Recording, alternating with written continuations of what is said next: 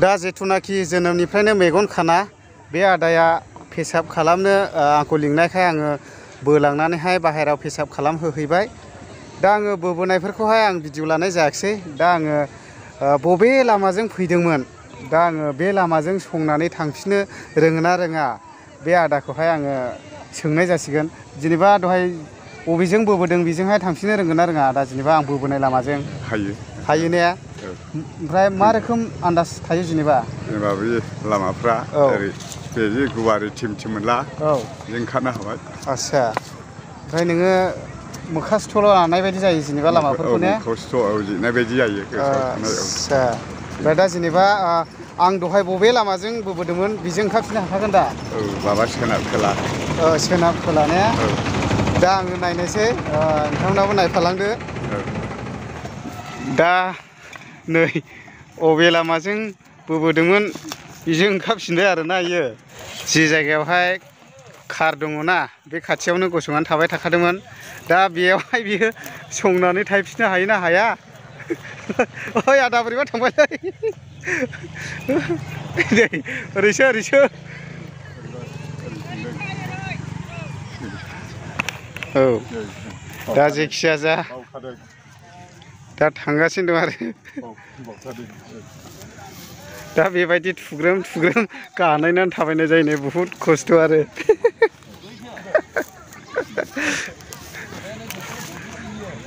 आच्छा, मोनबाय नामा?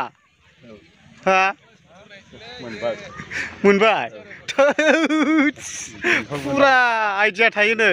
आं बेयावनो बे आदानावहाय कन्टेक्ट लानाय जादोंमोन ना सोंनानै।